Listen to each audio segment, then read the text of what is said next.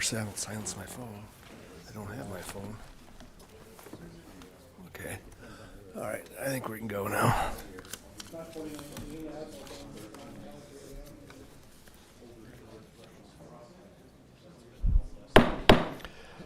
Good evening. Welcome to a special city council meeting, Rapid City, South Dakota, Monday, August 26th. At 6:30, we will ask for a roll call determination of a quorum.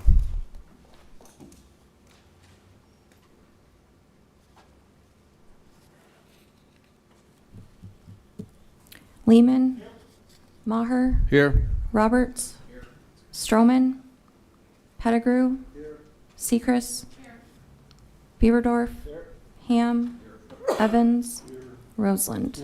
We have a quorum. Thank you. Now we'll stand for the Pledge of Allegiance. Pledge allegiance to the flag of the United States of America and to the republic for which it stands, one nation, under God, indivisible, with liberty and justice for all.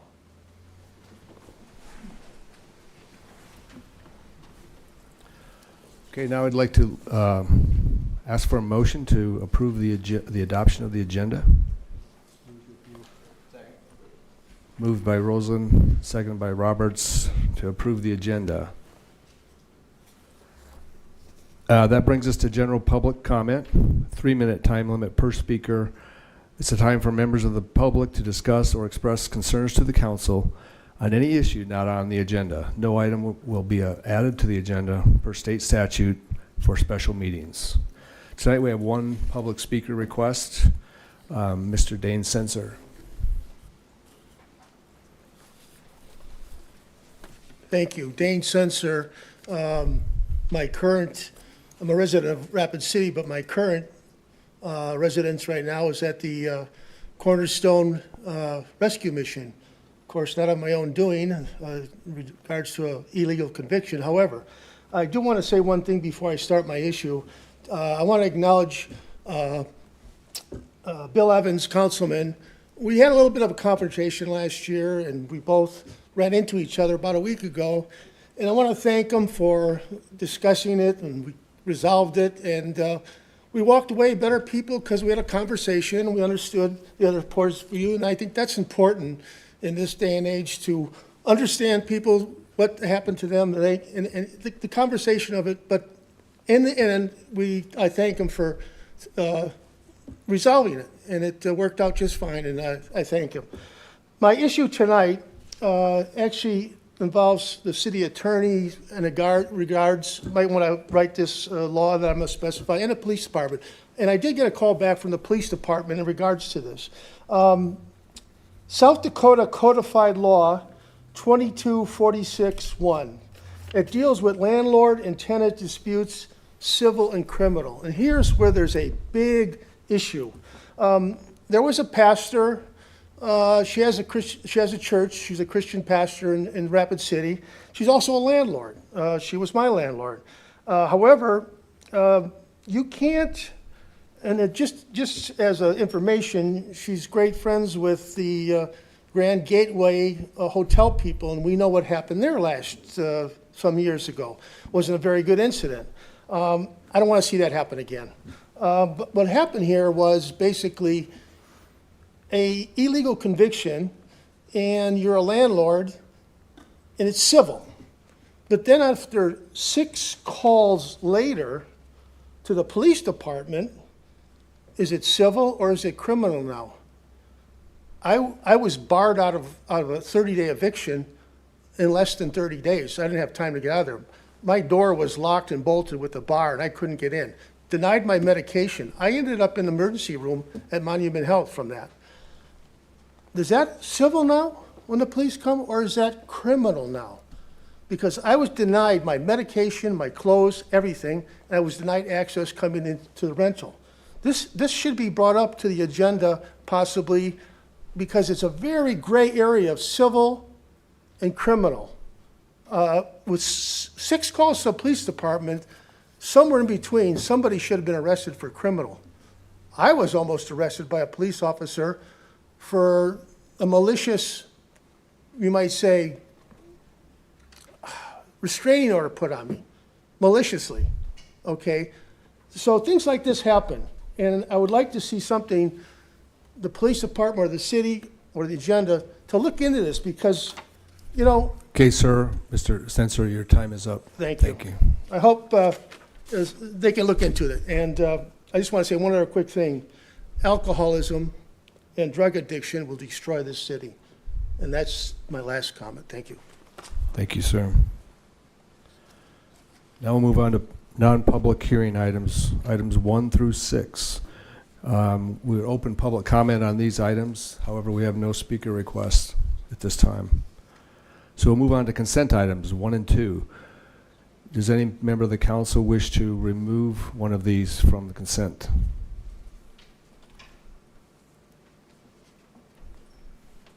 Okay, so can we look? Okay, motion approved by Lehman, second by Ham, to approve the consent items. All those in favor say aye. Aye. All those opposed, same sign. Okay. Motion passes. So now we're going to move into the non-public hearing items, items 3 through 6. We have, again, opening public comment on items 3 through 6. And we'll close public comment because we have no requests to speak. We'll move on to the non-consent items, 3 through 6. Number 3, City Council discussion of the mayor's 2025 budget. And I thought what we would do is we will just kind of go for the budget book, go department by department. So if you have a question, the council members have a question for a particular department, please ask it when we get to that section. So we're going to just start with the first one in the budget, and that would be the mayor city council budget. So are there any questions for the mayor or for Daniel? I'll go first. Chair recognizes Lindsay Seacrest. Maybe. Thank you, Chair. Could I just confirm this is the mayor and city council budget, or are we just speaking mayor's budget here? We'll do both. Okay. If I were to wish to motion something, should I do that first? Should I go ahead or before I go into discussion? Just retain the floor. I move to allocate 100,000 of council contingency that the mayor had designated as potential use for future beautification measures, to move that to the Parks and Recreation budget, to hold that while we as a group meet to discuss downtown beautification efforts. And if I could get a second, I'll ask to retain the floor, please. Okay. So I just wanted to, I had a couple other questions, but just a quick update on this beautification effort. I didn't mean to launch right into this, but there's been a small group of us that have been meeting following a city council working session where we had identified downtown beautification and cleanup as one of our top 3 priority items as a council that we had agreed that were priorities to us. And the small group that we've just met once, but it's been downtown Rapid City with our Visit Rapid City organization, and then our Parks and Recreation Department, our city Public Works Department's been involved in communications, several of our staff members, and then also Downtown Ambassadors Group. And so we're really kind of inventorying right now who's doing what in the downtown in the way of beautification, and identifying some priorities that could use some improvements when it comes to just maintaining and maintaining our downtown area, our foliage, our nodes, our seating space, and all of that all inclusively. So we don't exactly have a list of priorities or what's the next move here, but I'm just asking that we retain that fund into the Parks and Recreation Department for future use if we identify a project or how we could best use that. Maybe it's permeable pavers in the nodes where we have pea gravel, or maybe it's we can easily fix an irrigation system in a certain area that we can then water and actually grow something. So I don't know what the answers are right now, but I would just like that to request that we honor or use those funds for that intention. And I don't know if you want me to keep going on other items, or do we vote on that, or? Well, I want to hear from Daniel, is asked to speak, but. Okay, I'll keep going if And maybe I would just ask Joel, is this, we're supposed to take these items one at a time, and we're actually we are amending the budget each time we vote? If we approve it? Thank you, Mr. President. Yes, like a motion like this, you are actually amending the budget, and I anticipate that since Daniel's buzzed in, one of his questions is going to be, where exactly in the parks budget are you going to move this money to?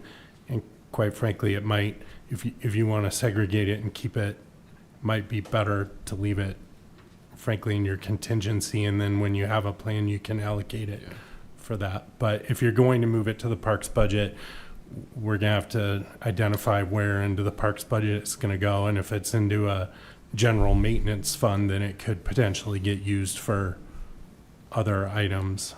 Or, I mean, I'm assuming based on the council direction, they would try to segregate it, but it might be confusing. So.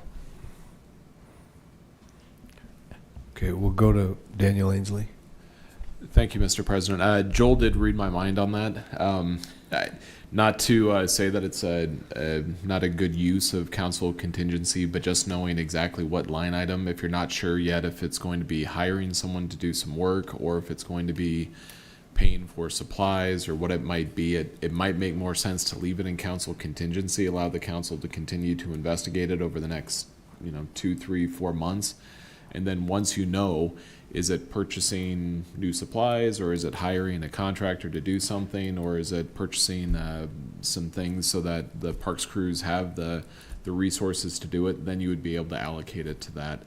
But right now, if you would like to fully designate it, for Parks and Rec, you absolutely can. You just have to identify what line item you would like it to go to. Next, we'll go to Pat Roseland. Thank you, Chair. I was at that meeting also, and I found out that it was the city's responsibility to take care of the presidents downtown. I did not know that. And could I have Jeff speak on that, if it's in the Parks Department, or where would that fall into? Thank you. Yeah, Mr. Chair.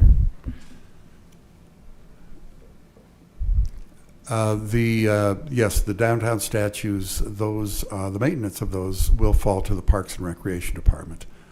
Not the purchase of new statues or the fundraising for such a new statue, but the ongoing maintenance and cleaning will fall to the Parks and Recreation Department. Thank you. Thank you. We'll go to Lindsay Seacrest.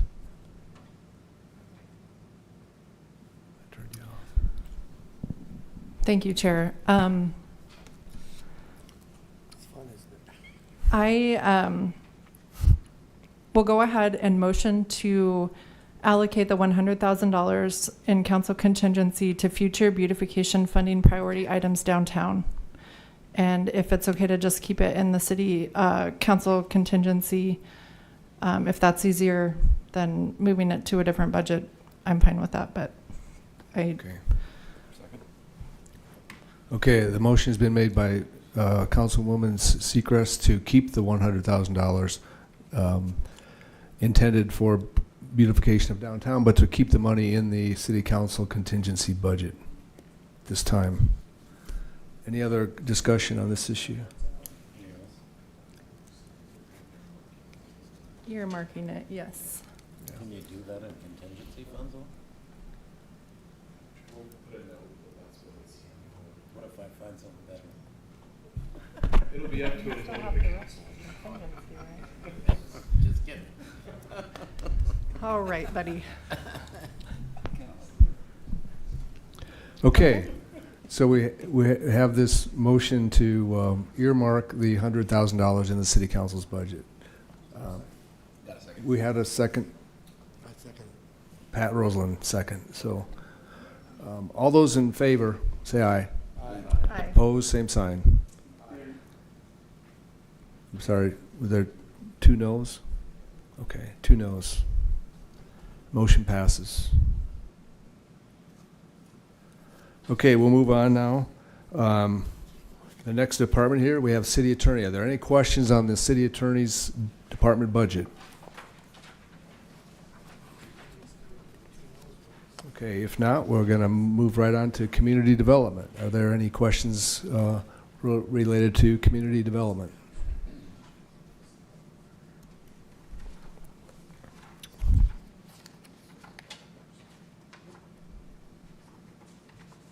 Oops.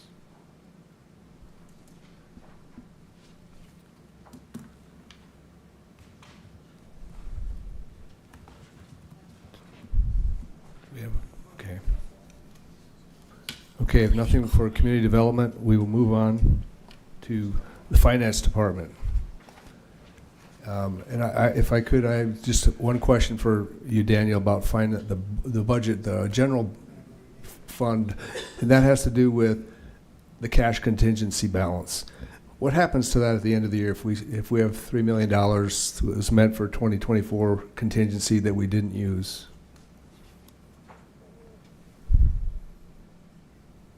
Thank you, Mr. Chair. Any funds, not just in the contingency, but any general fund department, if they have remaining funds that were not expensed, then that essentially rolls over into the next year's undesignated cash balance. And so you do hope that people do not spend everything that's fully budgeted so that your undesignated cash grows some. Now, some of that's going to be offset by any anticipated revenue that maybe you did not fully receive. Okay, thank you. So any questions for Daniel about finance budget? Okay, moving right along, we're going to the fire department. Any questions for the chief about the fire department budget?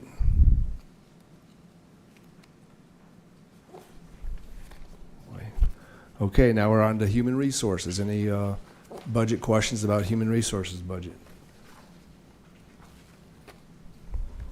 Okay.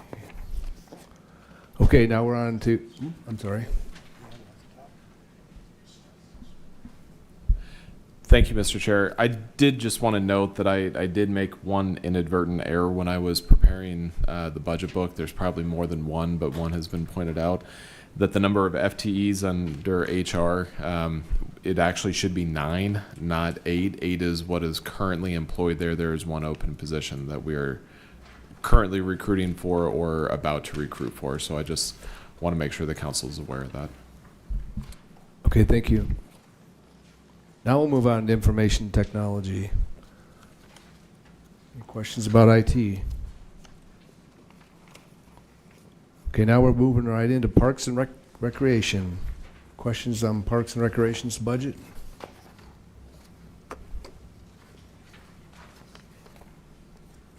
Okay, next we'll go on to the Police Department. Any questions about the Police Department budget?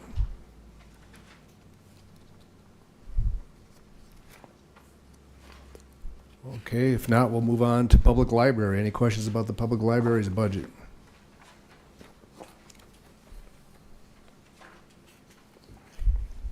Okay, now we're going to move on then to Public Works. So any questions about Public Works budget?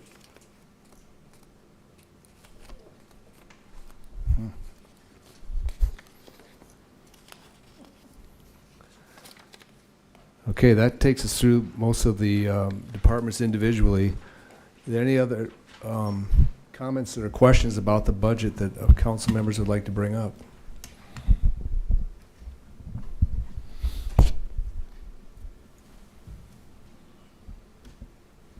Mayor Solomon. Well, thank you, Mr. President. A couple things just to note. For starters, it may seem the council's had a week to work through this budget, and there have been a lot of questions presented to the finance director and all of the departments. and I know that you've received a lot of information. I think that's helpful for folks to know. A lot of you have done a lot of homework on this. Two, I want to make sure one thing is pretty clear. When you look at the overall budget, our general fund budget increased by 4.2%. The overall budget, you saw almost slightly less than $80 million, which can be staggering. And if that's all you ever saw was that number, you would wonder, is everybody's taxes going up, that much? And I want to reassure the public, a lot of that has to do with enterprise funds, which you'll talk about soon. But we have two significant projects happening at the same time, two expansion projects. For starters, we have the terminal expansion at the airport, which is a big deal. In fact, we have $20 million allocated just from the federal government, with I think potentially more to come, as well as I think 4 point something million, 3 to 4 million so far from the state government. That's realized as revenue and also goes out as expenses. And the council obviously has approved that through the year, but that's realized in the budget. So that's a significant amount of money. But the biggest project in Rapid City history is actually happening at the wastewater plant.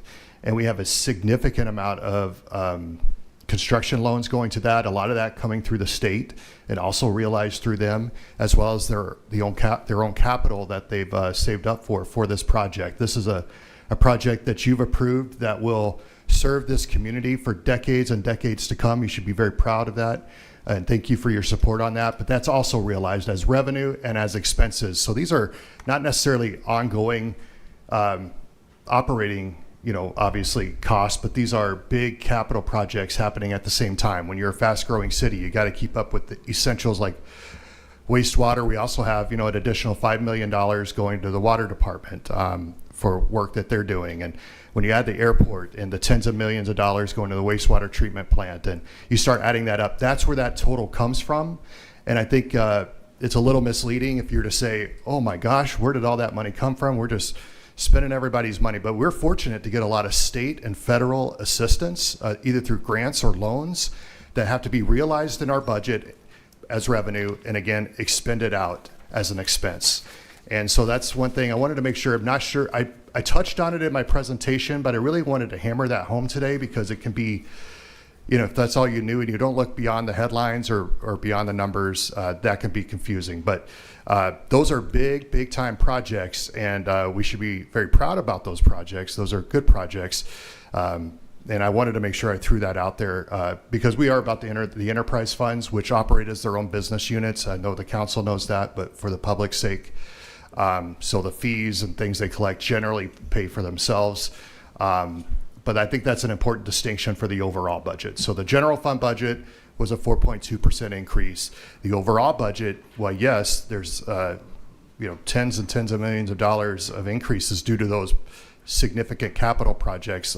Much of that actually is funding that's coming to the city from another source to be used for those purposes. So just thought I'd throw that out there. I appreciate the opportunity. Yeah, thank you, Mayor. That is very important to note, because if you just compared it to last year, we are $73 million higher. And as the mayor explained, that's mostly those two big projects. So thank you. Go now to Lindsay Seacrest. Thank you, Chair.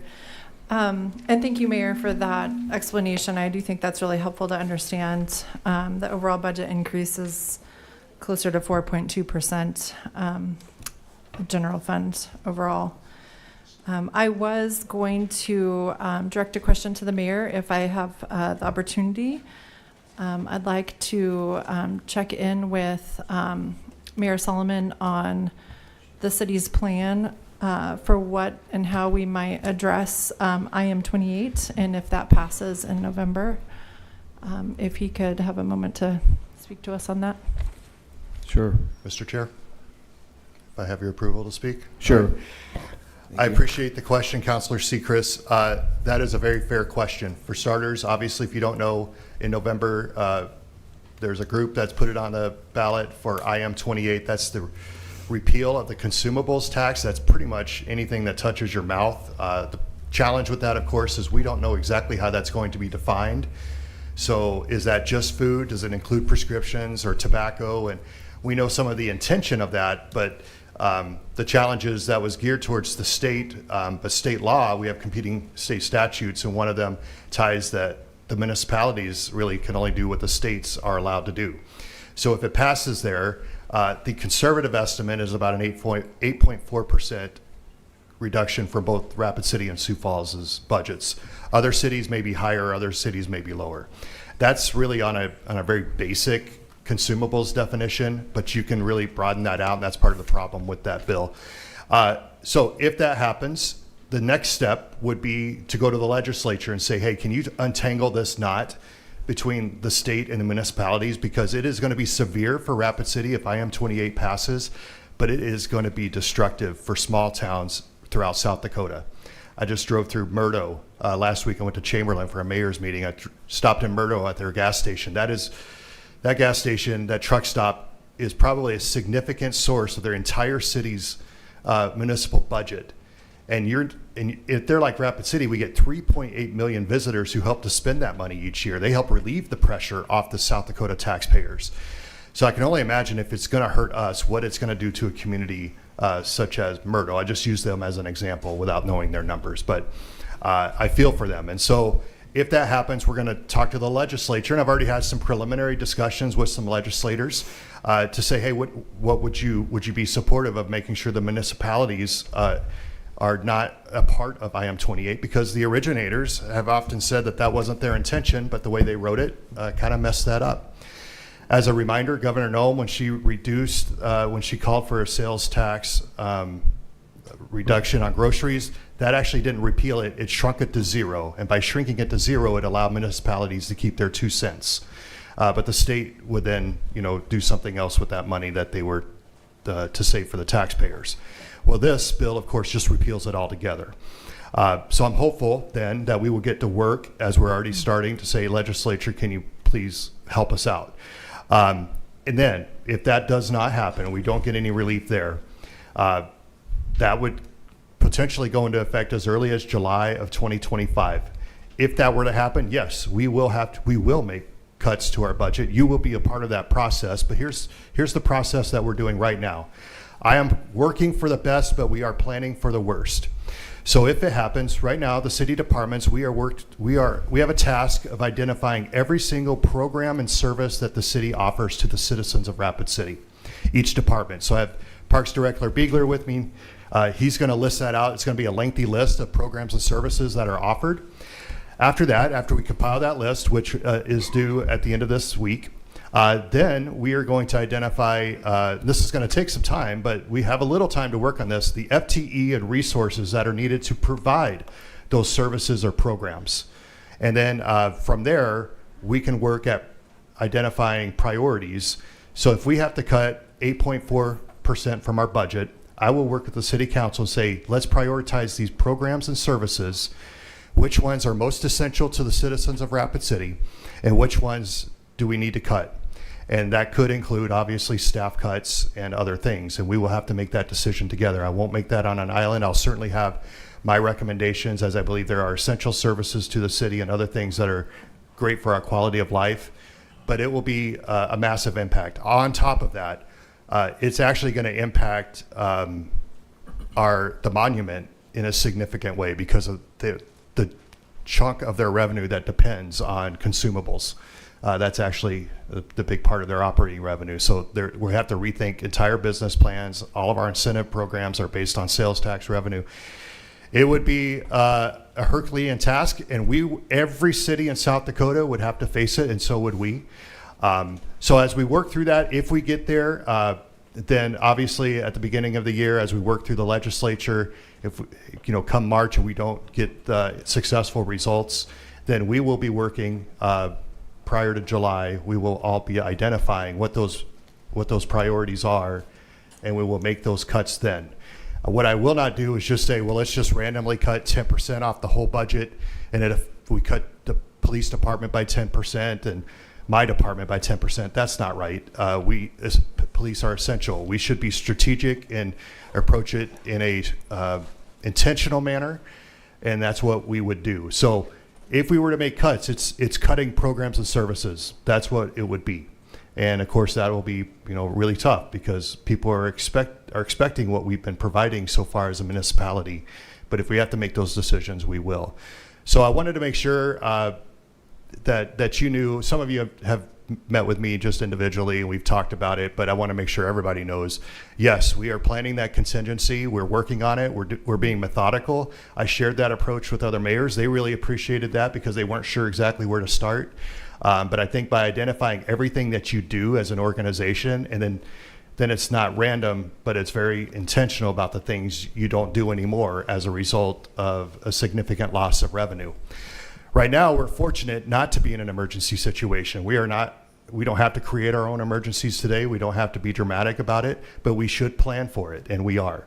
And we will make those tough decisions. So right now, we're going to proceed. This budget's proceeding as if IM28 either fails or we get relief from the legislature. But if it doesn't, we will be ready, and I will work with you to make sure that we keep the priorities of Rapid City on track. But I will say that folks will not be happy, and that's just, that's the bottom line. If you don't have the revenue, you can't spend. Same thing as if we had an economic collapse this next year. I'm hopeful that won't happen. I'm hopeful that things are great here, but you never know. If that were to happen, we would all adjust course and pump the brakes and make priority decisions. It happened during COVID with the previous administration. Thankfully, we stayed open and that worked out well for us, but you never know what the future holds. We'll always be agile and responsive to what's happening out there. But right now, there is no emergency right now, but we will continue to plan. And I think it's a good exercise anyways to make sure that the things that we're doing, should we be doing them in the first place? Is there a better way to do them? So even if it doesn't happen, it's a good exercise for our team just to identify all those services and programs for our community. Thank you for that allowing me that lengthy response. Thank you, Mayor. Thank you, Mayor. If I may ask the mayor another question regarding the mayor's office budget. I didn't have a chance to ask earlier. I saw we had allocated the $250,000 for economic development out of the mayor's office budget, and was just hoping to have some clarification on your thought process there. If just kind of looking at Elevate Rapid City's 5-year plan and what's been presented thus far, do you anticipate that would be for our Economic Development Authority, or is there another intended use for that fund line item? Thank you. Appreciate that question as well. Well, it's listed as economic development. Okay, so that's the purpose. Our economic development partner right now is Elevate Rapid City. And I will say they've been very instrumental in some of the conversations I've been having with some businesses looking to come here. I appreciate that. In your vision fund, if you were to approve $5 million to Elevate as part of the vision fund, I would say that $250,000 in our annual operating budget should not go to them. Either it goes to other economic development efforts, whether whatever that might be, or we just don't spend it or apply it somewhere else. So it is dependent and contingent upon what you decide to do with the Vision Fund, which is coming soon. Want to kind of, at your request, go through this budget a little bit. But if you were to allocate funding towards Elevate Rapid City out of the Vision Fund, my recommendation is not, then that $250,000 should not go to them. That would be in lieu of, because I think that's $1 million a year is what's presented for their 5-year work plan for the Vision Fund. If they don't receive that funding, then at a minimum, I think we ought to continue with that economic development partner. Having met with the Governor's Office of Economic Development recently, I've learned a lot of good things about how well they're working with the Governor's Office, and that's starting to really pay dividends for us. Mm-hmm. I'd rather build on that and not hamper that. But it's not a line item to an agency. It is a line item for a purpose. And right now, if we didn't have that funding going on, yes, it has traditionally gone to our economic development partner, which in Rapid City is Elevate Rapid City. Thank you for the explanation. I appreciate that. I was just kind of curious behind the thought process there. Just in general comments, I do think it would be really helpful if we had a traditional budget presentation where we had kind of a high-level overview from each of the department directors, explaining any changes, needs, just, how maybe it was done in the past, where we could have a little bit deeper understanding of the operations and challenges in each budget. And my final thought, it was with the cell phone line items for each individual department. Just in general, I know the state of South Dakota went to phone stipends. It reduces waste by not having multiple phones. You don't have employees with 2 or 3 cell phones lugging around. It saves time, it saves energy, it saves landfill space. So, you know, at the state of South Dakota, you're reimbursed $40 stipend a month for the use of your personal cell phone. You can also get an additional line and add that into your cell phone so it rings different. You know that it's a business notification, but I see that we have traditional Verizon plans that are ranging $40 to $50 per line, and I think we could reduce that cost substantially if that was looked at. Thank you. Thank you. Mr. President, if Thank I you. may. Yes. Councilor Sechrist, I think that's a good idea. I've worked in places where we changed from the issued phone to a stipend. I think that's worth at least exploring. We can do that. To your other remark with regards to the department presentations, you know, it's my first full year doing the budget, and I've heard from a couple of you, hey, we wish we would have had this sooner. And you know, I think Sioux Falls brought theirs in at the end of July to the council, and then they held their budget hearings over a period of time. I think that would be fair, and I think it's fair to hear from the departments. Of course, they're willing. All of them are here tonight, willing to answer questions as they have been. I think we can improve this process moving forward. Having sat in your shoes, we usually get it at this time of year, and I think I've worked on the assumption that that's just the way we do it. But I think we can do it better. And so next year we're going to try to get an earlier start. You can't get too early because we still have to make projections, and there's a lot of stuff that has to happen on the revenue side to even anticipate what that's going to look like next year. But I think we're going to allow more runway to make sure that we have, you know, the opportunity for you to hear directly from the directors. As you saw, they'll present a lot of what's in their budget book. But they are all here tonight. They're all ready to answer any questions you may have. They're eager to talk about their budgets. We've, of course, had to grapple with it just to get to this point, and you know, so they're pretty familiar, them and their teams. But I hear that feedback, and we'll work to improve that this next year. You know, want to make sure that you have plenty of time. Of course, I presented it a week ago, and I think there's probably been dozens and dozens of questions from the council since last week. So I know you've been doing your homework. But more time, of course, to talk through that would be helpful. I can understand that. Thank you. Thank you, Mayor. And I would also like to thank Daniel Ainsley for answering all those questions. We've probably received answers to about 36 questions just this week. And so that might explain why we don't have too many questions up here tonight. So is there any more discussion about the mayor's 2025 budget? Okay, so we'll move on to non-consent item number 4. You're always doing that to me. Yeah, thank you. I just had one question. I've been asked by some constituents about the Starting Strong allocation we've had for years, and I believe last year it was not in the budget and we added it at the last minute. Is it hidden in here under another name that I didn't find? It's Early Childhood Connections. It isn't Shirley? Okay. Yeah, Starting That's- Strong is the brand name that they get for it, but that's what it's for. Okay, I'll let them know that. Thank right. you. Thank you. Any more questions about?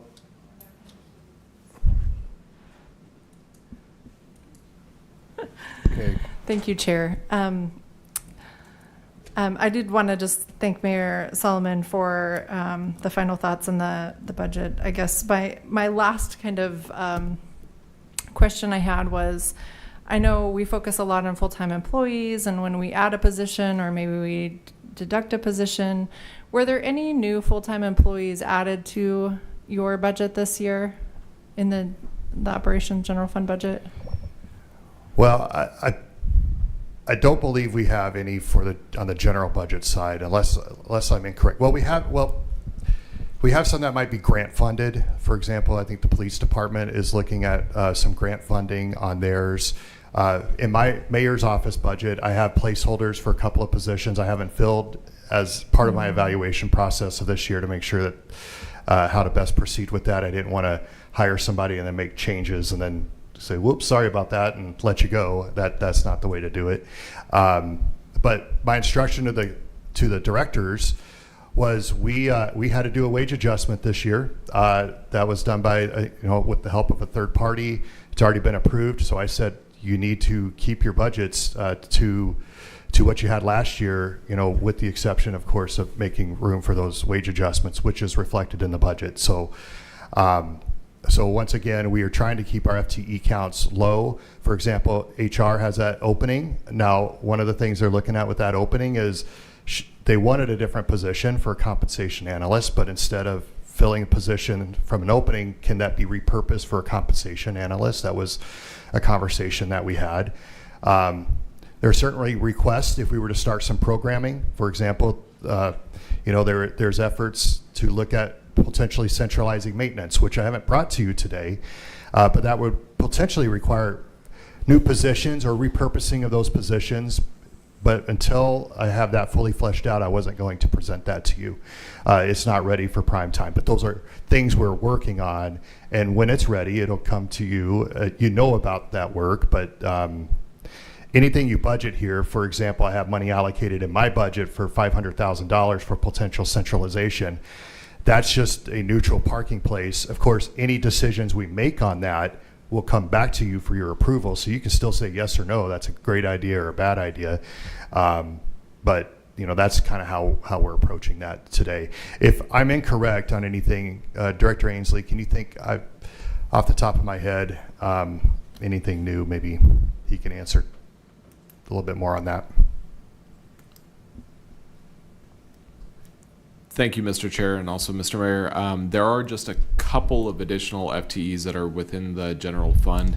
There's a lighting technician, I believe is the title of that individual that would be in the streets department. That's we are in the traffic, division. They are going to be instead of hiring out a contractor to do the work, we are going to do it internally. That was at a significant cost savings, and that's going to be changing several of the street light to LEDs, I believe. Just doing regular repairs and upgrades, but that is going to be an overall cost savings for the city to be able to do that in-house versus hiring a contractor. In addition, or similarly, in the library, there is an additional 1.5 FTEs that will be for the security specialist. It's actually parked in the police department, but it's to service the library. Again, currently the library is being serviced by by an outside contractor, and I believe at the request of the library, they wanted to have security specialists just for a variety of reasons. And so that will be done in-house at essentially the same cost. I think it ended up being about $1,400 more. And then there are a couple additional positions in the police department that are grant funded. And Mr. President, if I may, I'm sorry. So those positions, the requirement for those, they had to offset somewhere. So they weren't new expenses to the city, but that meant that there was a significant savings somewhere else, either by contract or whatever, to offset those. That was kind of the deal where they made, and I appreciate them looking out for that. But we weren't trying to add to the increased expenses of FTEs because we just want to pay the ones we have. But if they're able to find savings, especially not hiring contractors, I think that's one that's really big, or grant funding, which often is the case with the police and fire department. That's kind of how we approached it this year. Thank you. And I just wanted to also just express my thanks to the directors for continuing to look for efficiencies and not adding on to our general fund budget through additional positions that I know sometimes are very needed and warranted. But my thanks to Daniel Ainsley for his willingness. He has offered up some of his staff for in the future centralized purchasing or some duties. And so I know that we're looking at creative ways right now to just look how we can operate within our existing footprint, and we can still provide exceptional service to the public through some creative ways. And just wanted to let you know that we noticed that and recognize that throughout most of all of our departments. I did have one additional request. I would like to add $10,000 to youth city council line item and reduce Pennington County Search and Rescue line item by $10,000. And a motion if she can. Okay, can you repeat, what is the motion? motion would be to add $10,000 to youth city council line item, which Mayor Solomon has included a full funding $20,000. And so that's going to be reduced from the Pennington County Search and Rescue line item by $10,000. And that's just, that just balances out our funding from the city side of youth city council. We continue to support them. They do have a reduced budget of $20,000 from $30,000 this year.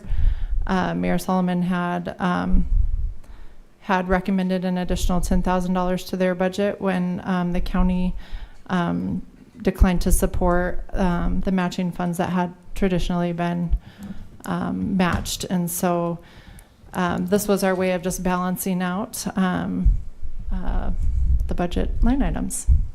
Thank you. Okay, we have a motion to Mr. move. President. Sorry. If I may, real quick. I understand with the county not matching the YCC funds, you know, we have these partnerships with the county. Search and rescue is vastly important part of our partnership. You know, I would urge we look for another place to take from that $10,000. While we're disappointed that they didn't match, you know, it would seem to me like that would, I don't know why it would be search and rescue and maybe some other area, but just throwing that out there as part of the discussion. It looks like other council members want to chime in, but I'm just curious what the thought process is. Why search and rescue? We'll go to Councilman Lehman. Thank you, Chair. Mr. Culberson, can you discuss this?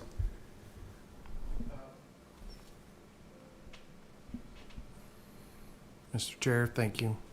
Go ahead and speak. Sure. Thank you. I guess I can a little bit. That line item has been in there for years. I'm not 100% sure what it goes to. We duplicate efforts between us and search and rescue. What we provide within the city limits is what they provide out in the county. They do provide some mutual aid, if you will, inside the city limits, but I guess I haven't had a conversation with Sheriff Mueller if that would do something to them as far as search and rescue, but the mutual aid goes more out to the county than it comes into the city, I guess is my point. Not entirely sure how to completely answer this one because I'm not entirely sure where that money comes from and for what reason it was there.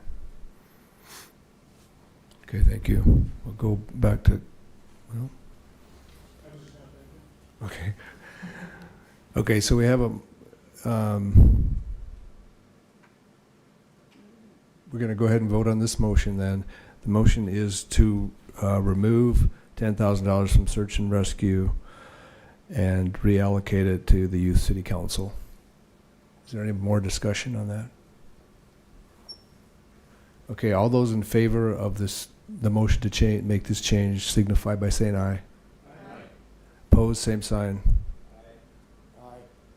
Aye. Aye. So it passes, but 3 noes. Okay. We're going to close out now on the discussion of the budget. Is there, and now the next item is consent item, non-consent item number 4, and this is CC 082624-02. This is to approve a resolution 2024-069 of intent to take the statutory authorized increase in property tax revenue as part of the annual appropriation ordinance for the 2025 fiscal year. You have any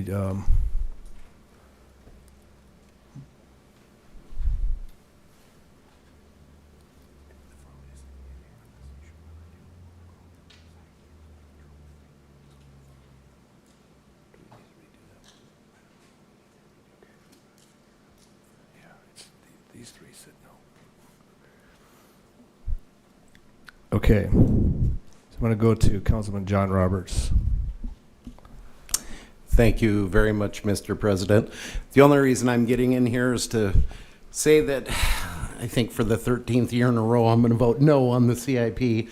And the reason being is just because so many of my constituents I've talked to over the years that are struggling with property tax. And even though this doesn't increase their property tax by much, it doesn't take much to move somebody over the tipping point of where they can no longer afford to pay their property tax. So that's the only reason that I'm voting no against this. It's mostly out of principle, I think, than anything else. But I think that there are ways, and I know I've been explained this over and over and over again for more than a decade, that if we don't take it, we lose it. And we lose it in perpetuity. And I get that. But we also take it in perpetuity. So anyway, I just am chiming in to say I'm going to vote no. So if we have to do a roll call vote, we know. Thanks. Okay, I would like to add some comments to that, and that is the tax rate for Rapid City is the second lowest of the 14 cities located in the Black Hills and compared to Sioux Falls. So Rapid City's current figure is 3.11%. Lead is 8.2%. So they're almost 3 times the mill levy is Rapid City. Since we're the second lowest, it's obvious that there was times when the city the council voted not to take the increase, and that has gotten us, it got us to the point where we can't go back and recoup that. And as John mentioned that, so I would really recommend supporting this, taking the CPI increase. We'll go to John Roberts. Thank you very much, and I wasn't going to chime back in, but I will. We also have one of the highest number of people on fixed incomes in Rapid City, too. So I just want to mention that, we've got a lot of people out there that it gets more and more difficult for every year. Thank you. Any more discussion on this? Okay, so the motion is to,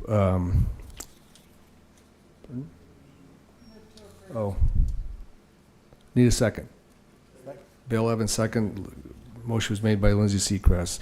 So the motion is to take the CPI increase, which is allowed by state law, in for our property tax rates. All those in favor, please say aye. Opposed? No. 2 noes? Okay, so noes were Lehman and Roberts. Okay, we'll move on.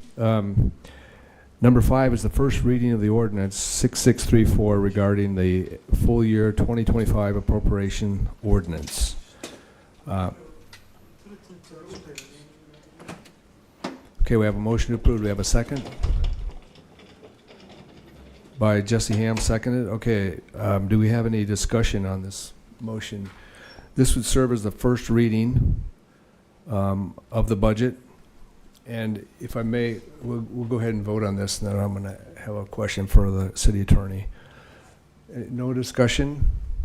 Okay, all those in favor of the first reading adopting this budget with the two changes tonight, signify by saying aye. Opposed, same sign. Okay, the first reading of the budget has passed. And now I would like to, if I could ask the city attorney a question, and that has to do with the calendar. So looks like we've passed the first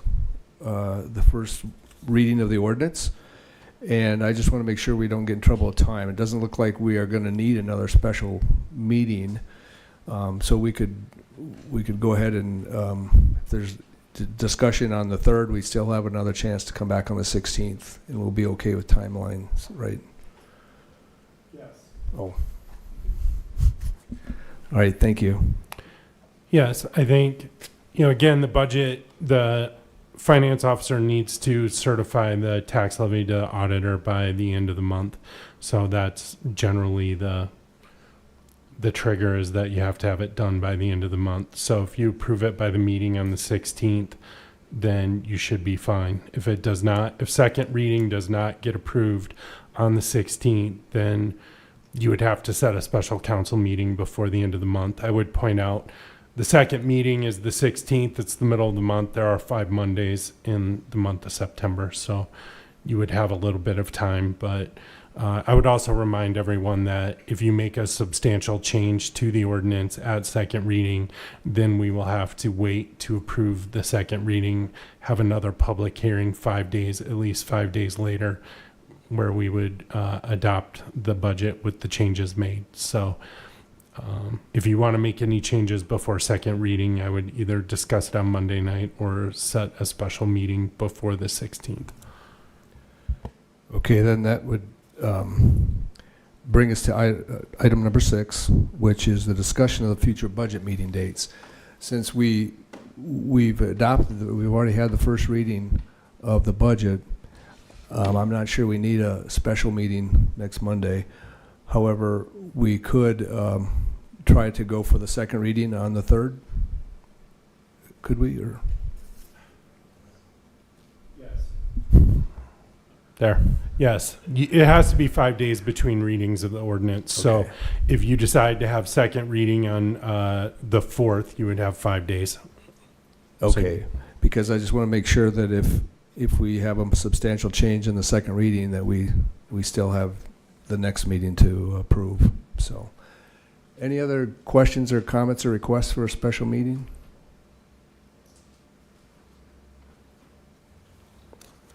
Okay, with that, it brings us to the end of our agenda. Look for a motion to adjourn. So moved. Do I get a second? Second. Okay, we are adjourned. Yeah, I couldn't turn people off. Push a button once. See. So now I turn you.